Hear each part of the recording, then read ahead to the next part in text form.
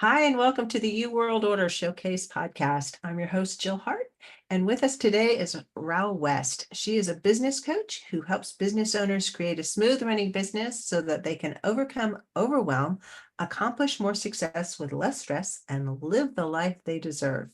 Welcome to the show, Ral. Thank you, Jill. It's a pleasure to be here. So tell us your story. How did you get started in coaching business?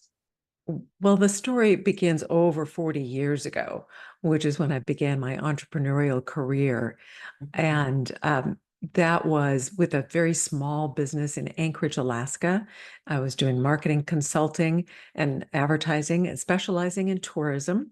My family had been involved in Alaska tourism since before I was born.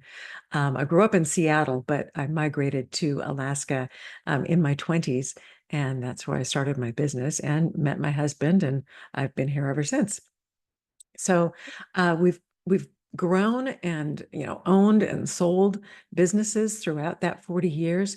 And it's just in the last like a little over a year ago that my adult daughters prompted me and encouraged me to start teaching people how it is that we've been able to run all these businesses, travel the world, have our two homes, our yacht, and basically live the life of our dreams. People envy us and they say, I want to be like you.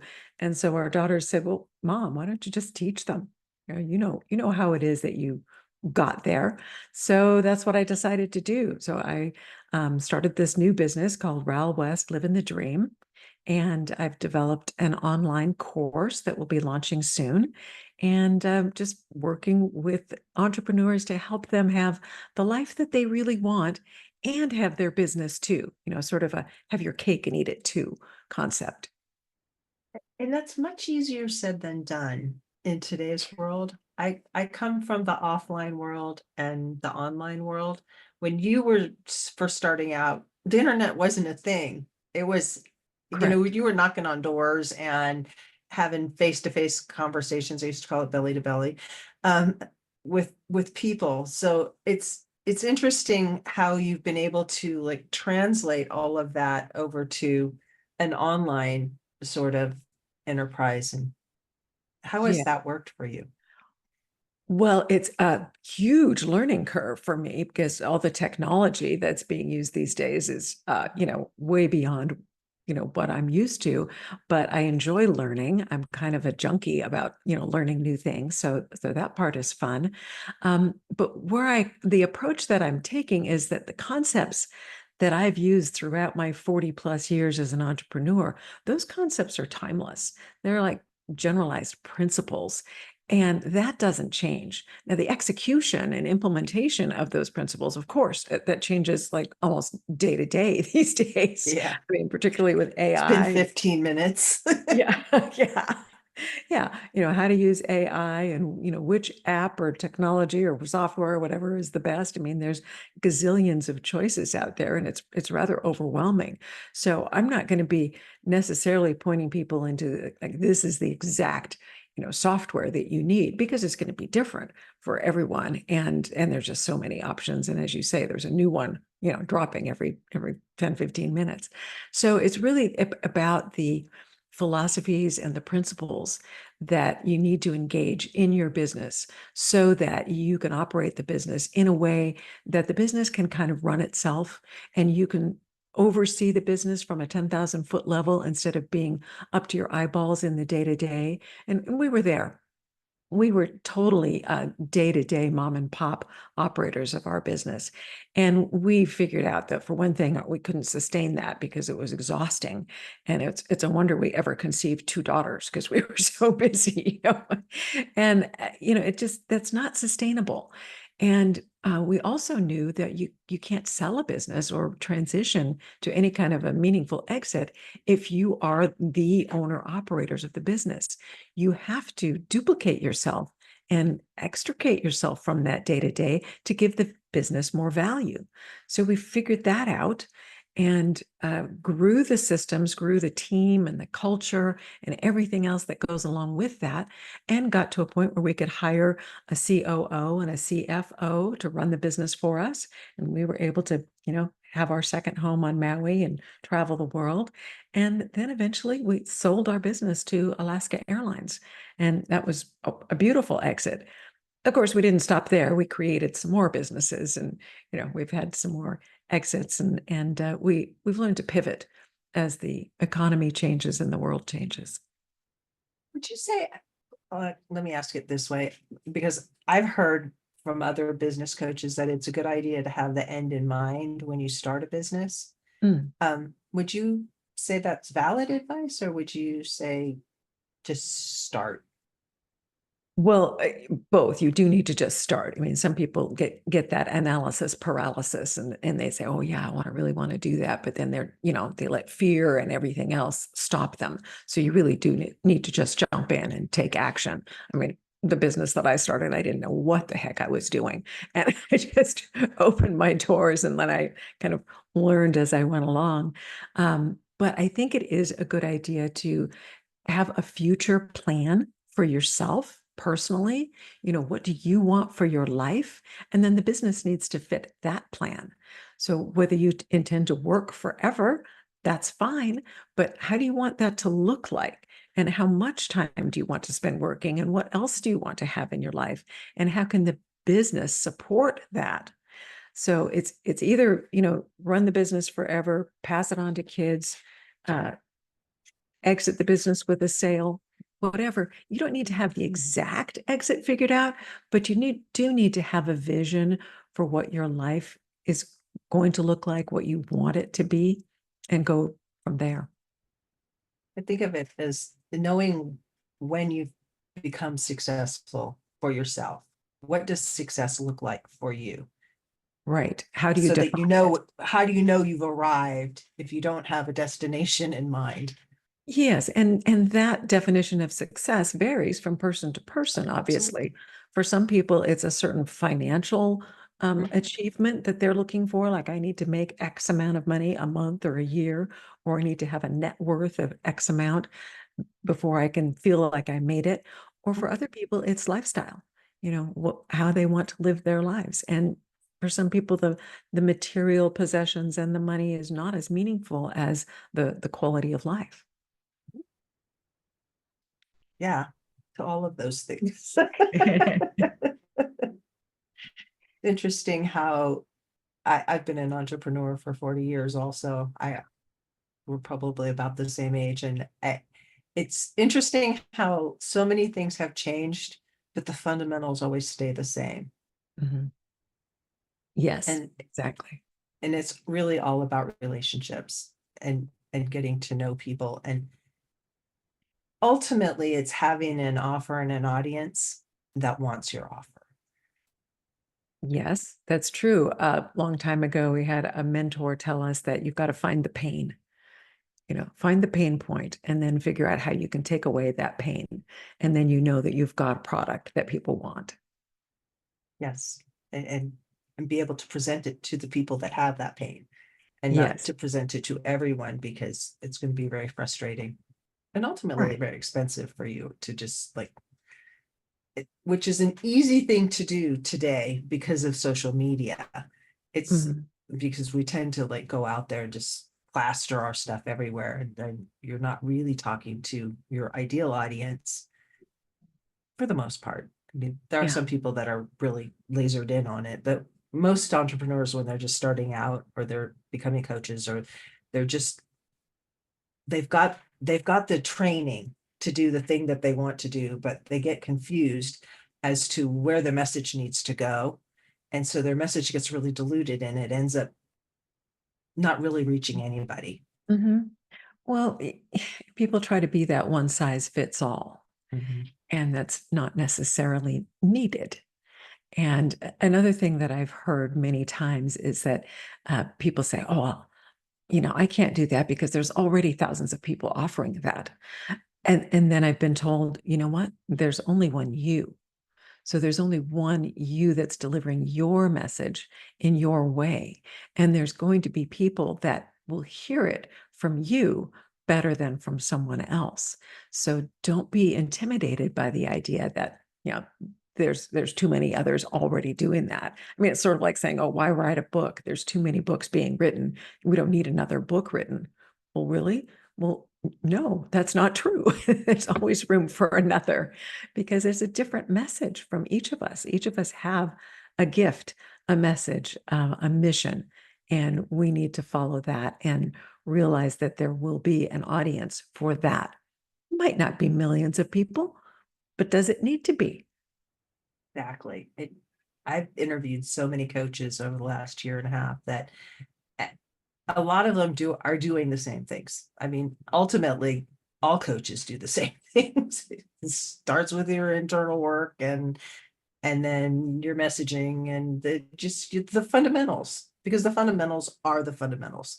But everybody brings something unique to the program, and even if their modalities are the same, like 47 people do Reiki, they don't all do it the same way, and they don't they don't all have the same extra things that they add to the equation. And it makes it so interesting to find out what they're doing and how they're doing it and who they're sharing it with, which Mhm. is a lot of why I do what I do. Yeah. I mean, it's like, every fingerprint is unique.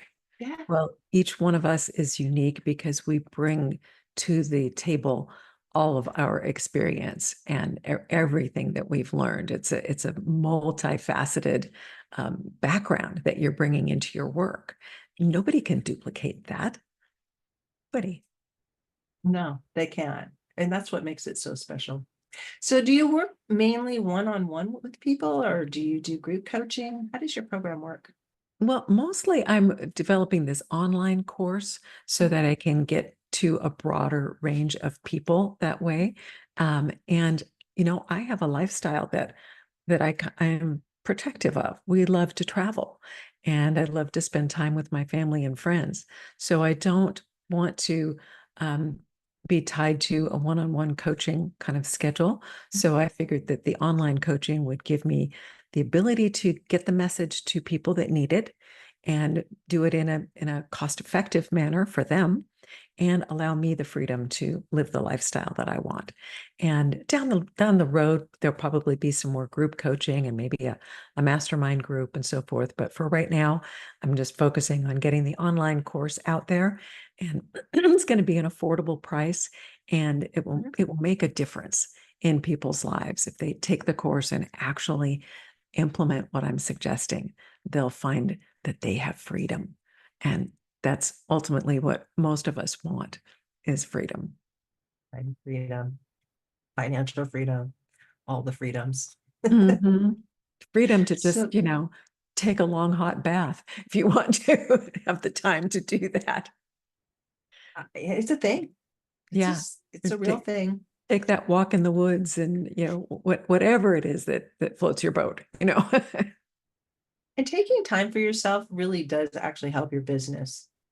It's in those quiet moments when you're not in the grind that allows your mind to like wander and conjure up new ideas and new paths and new directions that you can go in. And yes, there's so much Absolutely. opportunity right now that it's kind of crazy. Yeah. Yeah. I talk about the fact that you need to be able to float up to that 10,000 foot level to look at your business and work on it instead of in it. And if you Mhm. don't give yourself that time for that perspective, you know, you're going to end up someplace that maybe you didn't intend to because you haven't had the opportunity to really think about what direction you want to take things. Mhm. And, probably the first 10 or 20 years of my career, I didn't know that. And I didn't practice that. And, I suffered because of it. So I learned my lesson, and am now giving myself that gift of that free time. You can begin to resent what you're doing as though you're resenting a boss if you've ever worked for someone else, because your business becomes your boss, and unless you take control of it and set your boundaries with it, it can take on a life of its own, and suddenly you're like spending all your time taking care of it when you don't really Absolutely. have to. You Yeah. just, I say that your business owns you instead of you owning the business. And that's not what most people want.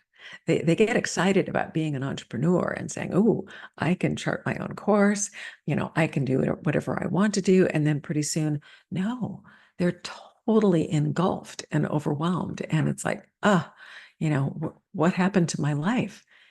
Everything is about the business. And that's not the way most people really want it to be. no. And again, that I think it goes back to or my earlier point was that knowing what success looks like for you and charting a little bit of a course, you do need to get started. I mean, getting started is like you have to get out there, but you need to pay attention to numbers. You need the data, you need the feedback, you need to like take the 10,000-foot view from time to time and say, what is good about what's happening? What isn't so good? What do I need to change? And why is this working? And why maybe isn't that working? Um, Absolutely. That's part of my course. I love it.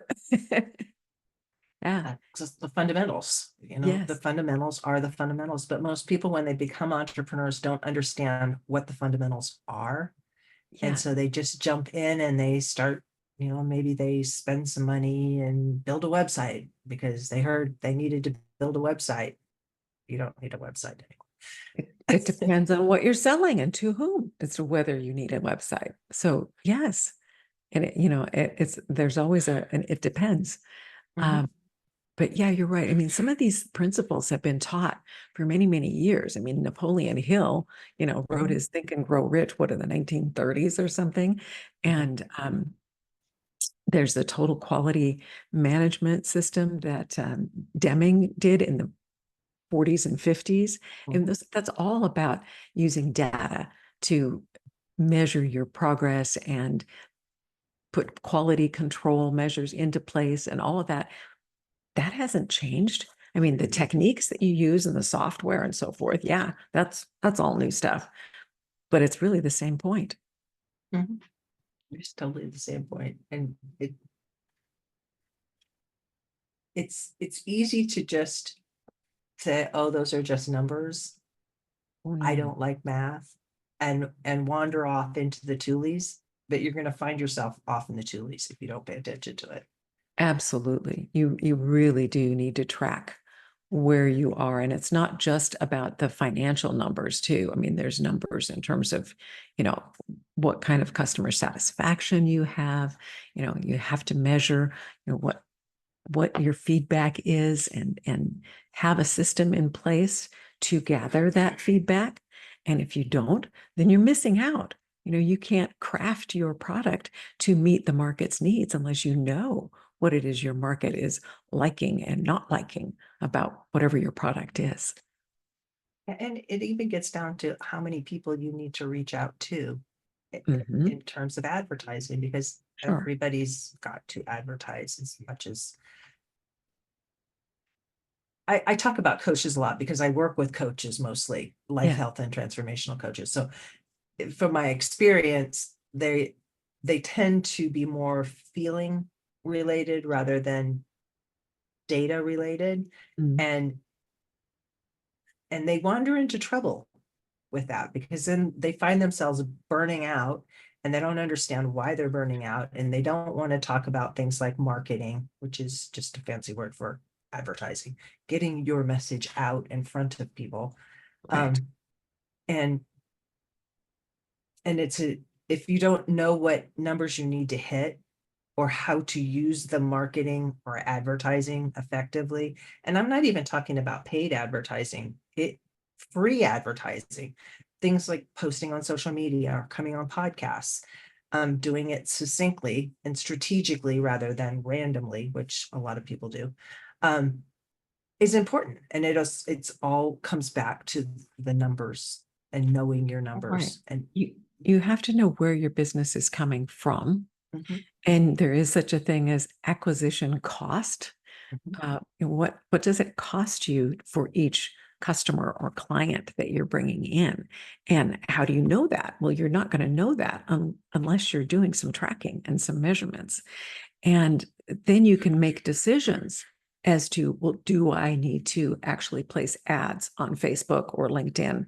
Or is it enough to do the organic social media? Or am I going to do emails? Or is it just one-on-one networking that works best? You're not going to know that unless you're doing some tracking. Maybe just going to Chamber of Commerce meetings and doing the old handshake and one-on-one stuff. Maybe that's what works really well for your business, but you're not going to know that unless you're tracking it. Yep, for sure. So who are your ideal clients? Well, my ideal customer avatar, if you will, is a female entrepreneur aged like 35 to 55 who's running a business that's fairly successful, probably at least 500,000 in volume. And they've gotten to the point where it's pretty good sized organization and they're swamped and they're totally overwhelmed with that day-to-day operation. And that's where they need the help and they need to learn how to create systems. So that's the person that has that pain point that I was talking about earlier. The pain is, I want to grow my business, but I don't have time to take on any more because I'm so busy just handling what I've got. And yeah, I've got people working for me, but it seems like I spend all my time telling them what to do and answering their questions. And I'm not able to get out and drum up more business or figure out what my next move is. So they need to be able to step back to that 10,000-foot level that we were talking about. And that's what I can help them with. I can help them see where there might be an opportunity for a system. And sometimes systems involve training, learning how to delegate, learning how to develop your team, how to create the processes and procedures and put them in writing so that other people can do what you do and that you don't have to be at their constant beck and call to answer the questions about how am I supposed to do this? And what is the, what do we do when this happens? Well, it takes some time, but you have to document all of that and be able to share it in order for other people to do what you do. And you'll reach ceilings along the way. And even to get to the $500,000 level, you'll have hit other milestones and those people will recognize, okay, I need more help. Yeah. I need more systems because the systems that have gotten me, from 0 to 100,000, you can pretty much do yourself. From 100 to 500, you're starting to put systems in, but they're like you're saying, you're wearing all the hats. You're just trying to get people to kind of help you, but you're still really doing everything yourself. Yes. And I find that there's a lot of resistance to delegate, to let go. Like, well, I want to control this because I know how it's supposed to be done. Nobody else does. And you can't get caught in that in order to have it done right, I need to do it myself kind of mentality because you're just sentencing yourself to being a slave by your business. Yes, you're absolutely a slave to your business. And I also find that even though there's a lot of talk about systems, I'm not sure that there's really the understanding of systems that goes along with that. Some people say the word systems and they're just thinking about, huge technology-based systems like Amazon has or Uber or something. But systems can sometimes be very, very simple and overlooked. Like to get a spreadsheet to record certain statistics or processes, have some tools, whether it's a calendar or some kind of productivity app, or somehow get yourself organized, and whatever it takes for you to work within a particular process to be comfortable for you, that's what you need to do. And it starts with that, and then you can grow into other systems. But I think that we need to kind of get back to the basics of, well, what really is a system and how can we employ the most simple, most elementary systems to begin with and then grow from there. I think part of the problem stems from being online. When people are trying to run online businesses versus working in the physical world. When you went to your office, there were systems already there in whatever position you were in, whether you were the owner or an employee, you knew what you were supposed to be doing. And the systems, by virtue of the fact that you walked in the door and maybe you're bringing people into your business to work for you, you tell them what to do and you can kind of keep an eye on them. But when it comes to working online, you're not really watching them. So it's harder to like just glance around the office and see who's doing what. And so there's this feeling of disconnect that maybe they're not really working. How do I know? Yeah. So some of those systems need to be for accountability then. Right. How do you know? How do you set up an accountability system that works from a distance? Mhm. If a lot of your team members are remote, which nowadays many are, how do Right. you know what they're doing? But there are standard operating procedures that can be put into place, and there can be reporting systems so that you can see the output and track, what they're doing. So whether you're using a virtual assistant or whatever, and Mhm. there's ways to keep track of that.